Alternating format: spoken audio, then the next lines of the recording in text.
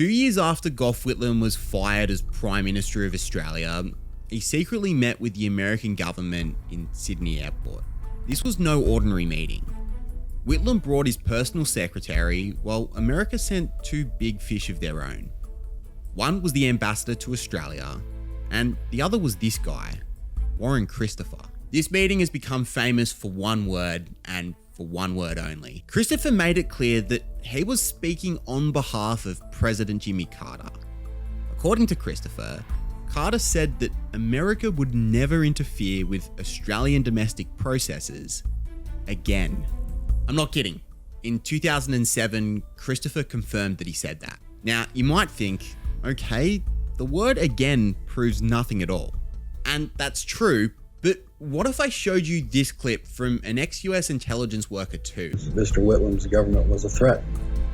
That's the way they described it. Yes. So this only bodes the question, was America involved in the dismissal of Gough Whitlam? Well, may we say, God save the Queen. Because nothing will save the Governor-General. So if you don't know me, my name is Cam, otherwise known as Mr. M History. And this is the second episode in a 3-part series where we're looking at the downfall of 3 political titans.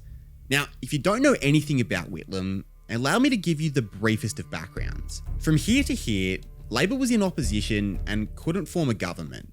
In the 50s, they were painted as allies of the Soviet Union, and in the eyes of many Catholic Labor supporters, didn't take a strong enough stance against communism, causing those Catholics to leave. In 1961, they nearly reclaimed government, but after they refused to fund Catholic schools, they suffered another swing against them in 1963, which left them a long way from forming government. However, in 1972, Whitlam became a near messianic figure as he led Labor into the promised land on the campaign slogan, "It's time." And when he got back into office, he moved quick. He was from an upper middle class background himself. His dad was a barrister, and at university, Whitlam studied classics and was involved in theatre productions. But Whitlam defied his background, joining the Labor Party in World War II. And he was a massive asset for the party. Rather than carrying the stigma of being a crusty unionist, Whitlam's training in theatre led to him being a very exciting campaigner. Not only that, but Whitlam's training in the classics led to him outmanoeuvring the Liberals in Parliament.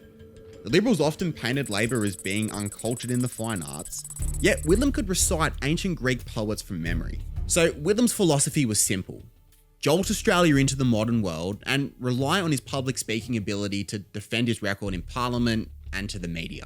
Whitlam moved really quickly. Within a year, university was made free to the public, the White Australia policy was formally abolished, each state was given legal aid officers to provide lawyers to those without the means to pay for one, and he introduced welfare benefits for single mothers. And within the next 2 years, Whitlam had removed God Save the Queen as the national anthem, passed laws that prevented any form of racial discrimination, and gave Australia its first taste of universal healthcare with the government-owned Medibank covering the basic healthcare costs of Australian citizens. But Whitlam did something perhaps even more radical. He said no to America. You see, in World War II, America and Australia were more threatened by Japan than they were by Germany, and this caused them to replace Britain as our big brother. Our Prime Minister John Kerr literally said this: "Without any inhibitions of any kind, I make it quite clear that Australia looks to America, free of any pangs as to our traditional links or kinship with the United Kingdom." Since then, Australia had proudly followed America into the Vietnam War, even when the UK didn't. And so at the end of 1972, America was withdrawing from Vietnam and negotiations were stuttering. In order to bring the North back to the table, Nixon ordered bombing on North Vietnam, killing an estimated 1,624 civilians. Whitlam then penned a letter to Nixon criticising the bombings. Not so much from a moral point of view, but more from a strategic perspective, saying that it wouldn't bring anyone to the negotiating table. But Whitlam's Minister for Overseas Trade was much less diplomatic. Jim Cairns called it totally and completely unjustifiable. For Nixon, Whitlam had crossed the line of brotherly criticism, and so he cut off communication with him. When Nixon was ready for communications to once again begin, it had to be on their terms, with National Security Advisor Henry Kissinger saying in 1973 that Whitlam needed to be, quote, kept in line. I mean, you'd be forgiven for thinking that Kissinger was talking about someone like Fidel Castro, but that was the leader of their closest ally. But that wasn't the only thing that annoyed America. In 1973, Whitlam's Attorney General, that basically means Minister for the Law, ordered a set of raids on the Australian Security Intelligence Organisation. We call this group by their acronym ASIO, and their job is to monitor security threats. However, the Attorney General, Lionel Murphy, argued that they were ignoring right-wing terrorism to only focus on the threat of left-wing communists. What does this have to do with America? Well, ASIO and the CIA did a lot of intelligence sharing. So much so that people accused ASIO of actually being an American extension. And so an attack on ASIO was seen as an attack on America. But there was still one more thing that really annoyed America: the Outback. This right here is an American spy base. It was set up in 1966 to monitor missile tests in Asia. However, Kissinger used it to help carpet bomb Cambodia and Vietnam and failed to inform Whitlam. The lease for the base was due to be renewed in 1977, and Whitlam publicly flirted with not giving America the renewal. I mean, this was what he said to Parliament. The Australian government takes the attitude that there should not be foreign military bases, stations, or installations in Australia. We honour agreements covering existing stations. We do not favour the extension or prolongation of any of those existing ones. Okay, so it's clearly fair to say that Whitlam wasn't America's preferred choice of Prime Minister. But what could they really do to change things? The Gough-Whitlam dismissal has been thoroughly scrutinised over the years, yet no substantial evidence has emerged to confirm American meddling. And it's inherently impossible to prove a lack of involvement because you can't prove a negative. That being said, certain aspects we'll cover involve speculative elements with pretty limited backing at times. Remember to view them critically. And when it came to the CIA, things were pretty awkward in the 1970s. In the lower house of American Congress in 1975, there was something called the Pike Committee. They were investigating the CIA for abuse of power throughout the 1960s after orchestrating coups in Laos, Indonesia, Brazil, and the Congo. In the US upper house, the Church Committee was investigating them for the same thing. So even if you were to take the most cynical view on the CIA, something as dark as a political assassination was simply not an option in 1975. So the only option that would be left would be to try and infiltrate the Australian democratic process. But luckily for them, they didn't really need to. At this point in history, if a senator left in the middle of a term, the premier of their state got to choose the replacement. In 1975, a Labor senator from Queensland died, and the Queensland premier was the ultra-conservative Joh Bjelke-Petersen. It was convention to replace the outgoing senator with someone from the same party, so Joh could never appoint someone from his Nationals party. However, he appointed a Labor guy who hated Whitlam so much that he was willing to vote against him in the Senate. His name was Albert Field. This was crucial because Field now gave the Liberals the ability to block something called supply. Supply is simply the bill that authorises the government to spend money on public services and the salaries of government workers. So in other words, Fraser had the power to stop Whitlam's government. This was bad for Whitlam. But the Liberals leader, Malcolm Fraser, said that he would only block Whitlam if they were guilty of, quote, reprehensible circumstances. In practice, this was a rather flexible definition. You see, Fraser was a rising star in the dying days of the Liberal government that had lost to Whitlam. After their defeat, the Liberals were led by Billy Snedden, but when Snedden was unable to beat Whitlam in the 1974 election, Fraser prepared a move. It ultimately failed, but the following year, Fraser beat Snedden 37-27 in a leadership ballot. Like Whitlam, Fraser was from the upper classes, but was nowhere near as comfortable in taking big risks. You see, Whitlam was toying with the idea of buying ownership of every privately owned mine in the country. It was estimated that it would cost about $4 billion to do so. That's about $25 billion today. With the government's entire revenue being at $18.7 billion in 1975, buying the mines would take up over 21% of the whole budget. That was far too much to put on the taxpayer, and so the government needed a private funder. Following me so far? Well, that private banker was a Pakistani financer called Tirath Kemlani, and he had access to a rich man who was looking for somewhere to invest his spare $4 billion. That man was the King of Saudi Arabia. That's not even the crazy bit. King Faisal was assassinated in 1975, and so Kemlani lost his source of money, and it was a public embarrassment for Whitlam's Labour government. Whitlam ordered the mining minister Rex Connor to pull the plug on the deal, but he kept trying to get the money, even lying to Parliament about it. It still gets crazier though. The whole thing went public, and Kemlani announced that he was coming to Australia to spill the tea, and he even claimed that Whitlam was in on it the whole time. That was the reprehensible circumstance that Fraser was looking for, and he ordered his Liberals to block supply. We effectively had no government. So how do you resolve a situation like this? Well, that's where we meet our Governor-General, John Kerr. He was appointed by Whitlam to be Australia's representative of the Crown, and he had two choices. One, order half of the Senate to be up for election, and Whitlam liked this option because he hoped that most of Australia would vote Labor in order to have a functional government. But there was a second option. Order every seat in both houses to be up for re-election and to have a complete blank slate when it comes to Parliament. Fraser favoured this option because the Liberals were destined to win and he would be the caretaker Prime Minister up until the election. If you missed it, option 2 is effectively sacking the government. But the issue was that a lot of people didn't really believe that Kerr actually had authority to implement option number 2. Section 64 of the Constitution says that the government shall hold office during the pleasure of the Governor-General. It hardly explicitly outlines their power. At the federal level, no Governor-General had ever sacked the government, and only once had it happened at state level. In 1932, the New South Wales governor sacked the Premier Jack Lang for refusing to comply with the federal government's loan repayment program to Britain. This was in the middle of the Great Depression, and even with conservative estimates, over 100,000 protesters came out in support of Lang. Sydney only had a population of 1.2 million at the time, so sacking Whitlam would be a huge call. And this is where America enters the conversation. So option number 2 was definitely better for America because it stopped Whitlam from forming a government and didn't give him any time to recover before the next election. The question is, could they influence Kerr's decision? Well, according to Christopher Boyce, they could. At TRW in the Rhyolite Project, they call Mr. Kerr our man Kerr. What, the CIA man said that? Yes, Joe Harrison. There's an 80s movie based on a true story called Falcon and the Snowman. The movie's main character, Christopher Boyce, sells American secrets to the Soviets. Boyce is the man that you just saw interviewed.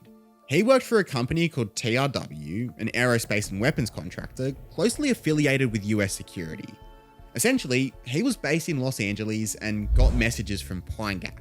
He claimed that his colleagues would boast about having Kerr in their pocket, calling him our man Kerr. But clearly he can't be trusted, right? I mean, he sold secrets to the Soviets. Well, according to Boyce, the CIA's lack of regard for Australia's sovereignty was what caused him to become disillusioned with his own country's intelligence agency. Later in life, Boyce apologised for a lot of what he did in his youth, but he doubled down on the allegation that Kerr was in the pocket of the CIA. I thought your Governor-General, when he finally pulled the plug on Whitlam, I thought he was a CIA, flunky.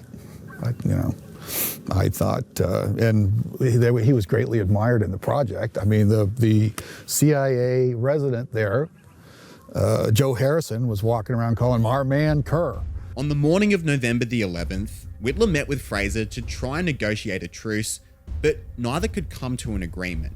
So Whitlam scheduled an appointment with John Kerr, where he was going to advise him to use his constitutional powers to go for option 1 and to call for new elections for half of the Senate. The theatre behind this day was insane. Like, you actually cannot make stuff like this up. When Whitlam arrived, he was actually unable to wield his powers as Prime Minister. That's because before Whitlam could instruct Kerr, Kerr had informed him that he was fired and no longer the Prime Minister. Instead, Kerr had appointed Malcolm Fraser as the new caretaker Prime Minister until elections could be held. If you look at the political map, Fraser didn't have a majority in the lower house. So Whitlam went from Kerr's office to Parliament to get his Labor Party to call a vote of no confidence in Fraser's leadership. However, Kerr had already suspended Parliament, meaning that this vote had no legal weight. Furious with this, Whitlam made this iconic comment about Kerr. Well may we say, God save the Queen. Because nothing will save the Governor-General. But no matter how cynical you are of America, that's eyebrow raising at best and certainly doesn't prove interference. But boy seems to be at least somewhat substantiated by the claims of a Labor titan, Clyde Cameron. Cameron had been in Parliament since day one of Labor's decades in the wilderness. He was also extremely skeptical of America's ambassador to Australia, Marshall Green. In 1983, he said that almost every country he goes to has an uprising of some kind. But he came here to take over because Australia was no longer deemed to be a place where an ordinary political appointment could be trusted. For context, Green became the ambassador to Indonesia right before their extremely bloody 1965 coup. In 1986, Clyde Cameron was interviewed in a 5-part radio series on the CIA's involvement in Australia. The series was called Watching Brief, and in it, Cameron recounted a conversation with Green where he asked, what would you do if our government decided to nationalise the Australian subsidiaries of the various American multinational corporations? According to Cameron, Green said, oh, we'll move in. Okay, so that's 2 strands of evidence, but to even consider the prospect of intervention, we would need much more evidence. And that's where Jimmy Carter comes into the picture. So if you don't know your US presidents, the Democrat Carter beat a Republican Party that was badly weakened by the Watergate scandal. He was inaugurated in 1977 and appeared to have a softer approach to foreign policy. For context, Panama used to be controlled by Colombia, and Colombia let the French build a canal through Panama, but when construction stalled, America supported Panamanian rebels, and upon their independence, they gave control of the canal to America. In his first year, Carter gave the canal back to Panama. That's why Trump was going on about it earlier on this year. In that same year, Whitlam was still in Parliament and was leading Labor's opposition to Fraser when he met with Christopher in Sydney. According to Whitlam himself, these were the key takeaways from the meeting. 1, Christopher made it clear that he was communicating on behalf of the president. 2, Carter respected the democratic rights of its allies. 3, that Carter would work with whatever government was elected.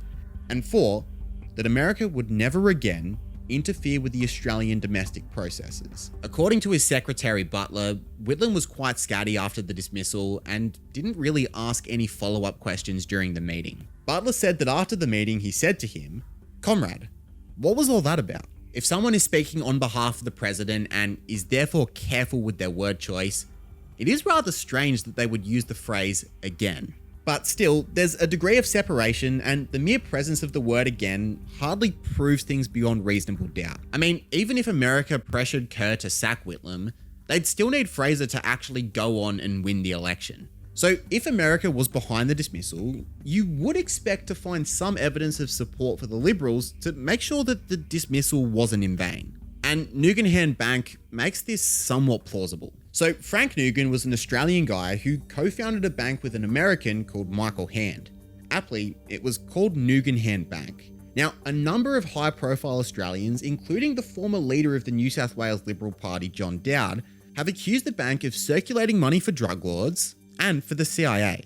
The bank was also advised by the ex-CIA director, William Colby. But to put it simply, through Nugan, the CIA possibly had a connection to Australia and could use the bank to fund Whitlam's political opponents. In fact, the American journalist William Blum wrote a book called Killing Hope, a historical criticism of American interference with other countries. He has a chapter devoted to Whitlam, and he actually argued that the CIA used Nugan Hand Bank to launder $2.4 million into the Liberal Party for the 1975 election. However, it is also worth noting that he didn't footnote his source. However, someone who did footnote his source was John Pilger in his book A Secret Country. And Pilger outed who that executive was, a guy called Carl Schooler. On page 182, Pilger wrote that the CIA transferred a slush fund of $2.4 million to opposition parties in March of 1973, 4 months after Whitlam's election. Schooler made this admission to South Australian Corporate Affairs investigating officers, who were convinced that he was telling the truth.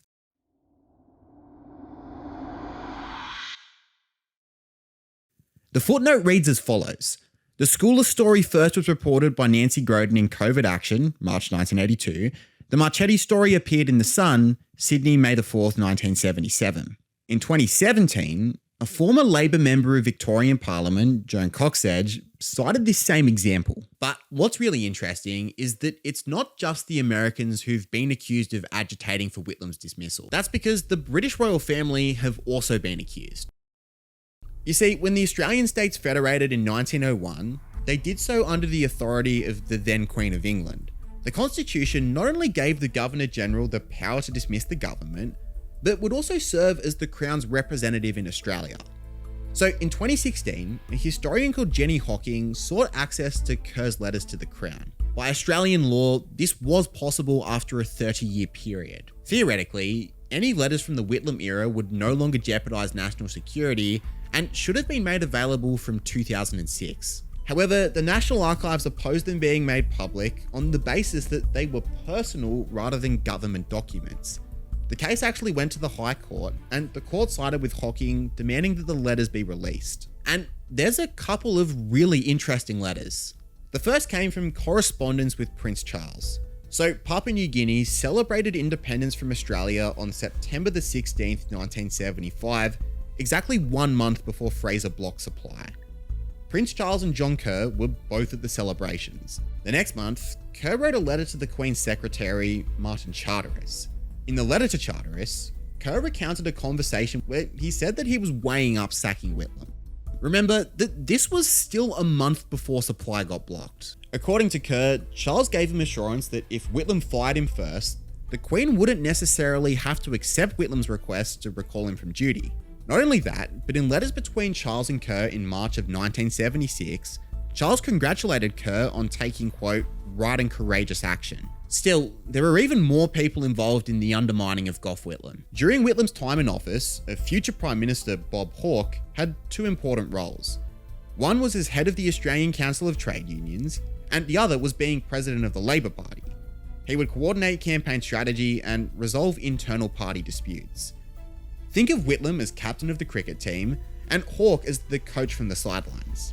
Except, Hawke wasn't supporting his Prime Minister. Instead, he actually aired numerous grievances to the US Department of Labor, who had an office in Sydney. He told them that he found Whitlam to be egocentric and that he'd abandoned America's ally Israel by reneging on his promise to become the first Australian Prime Minister to go and visit them. Hawke was also scathing of Whitlam's economic management, but nowhere did Hawke urge America to go and intervene. So yes, many powerful people had turned on Whitlam, but so had the broader public. Fraser ran a very effective campaign promising to turn the lights back on and to bring order and stability to what had been a chaotic and scandal-ridden government. Whitlam's former deputy, Jim Cairns, had a high-profile affair with his private secretary, Junie Morosi, and lied to Parliament about authorising the Kamlani loan as Whitlam's treasurer. Not only that, but inflation was also sitting at 15%. For context, in 2024 and 2025, it sat in between 2 and 4%.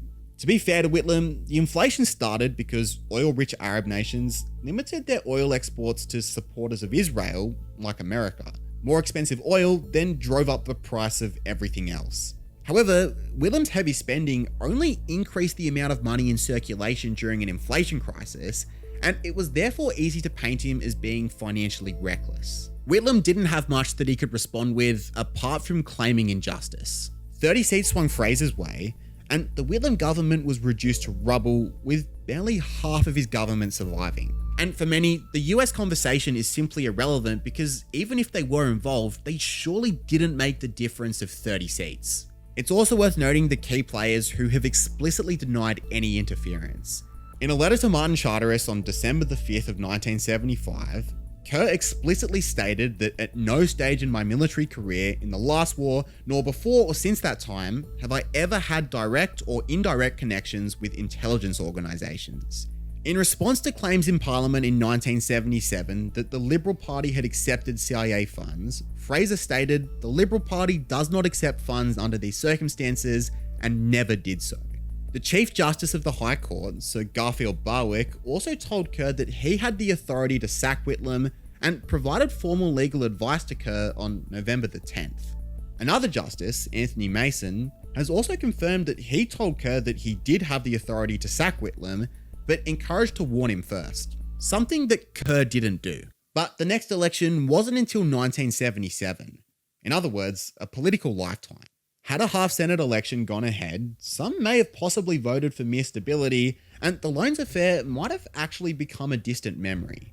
Yes, Fraser led Whitlam as preferred leader by over 5 percentage points, but in November of 1975, a Solwick age poll found that 70% of Australians opposed the blocking of supply. A half-Senate election would not have been a choice between Whitlam and Fraser, but a choice between government or no government. But even if Whitlam was able to win the half-Senate election, it's highly unlikely that he ever would have lasted beyond the scheduled 1977 election. That's because Whitlam actually stayed on as opposition leader to fight against Fraser. In 1977, a confident Fraser called an early election, and it would be a rematch from 1975. Though Whitlam fared slightly better than 2 years prior, it was still nowhere near enough to get back to government. He resigned the Labor leadership and was replaced with Bill Hayden. In 1980, Hayden closed the ground on Fraser and was set to defeat him in 1983, but someone else in the party had other ideas. Bob Hawke was now sitting in Parliament and was in the field of play. He teamed up with a young rising star called Paul Keating and challenged the leadership of Bill Hayden. Hayden knew that he wouldn't survive, and so he brokered a truce deal. When Hawke inevitably beat Fraser to become the Prime Minister, he'd have to make Hayden his Minister for Foreign Affairs. Hawke proceeded to smash Fraser in the 1983 election. Shortly after midnight, Mr. Hawke entered the tally room to declare a Labor victory, and for several minutes there was pandemonium. That time, a Labor government was no cause for concern for America. After all, Hawke had provided them with crucial intel in 1974 and in 1975. But I want to know what you think. Do you think that John Kerr was swayed by America in his decision to sack Whitlam? Let us know in the comments below.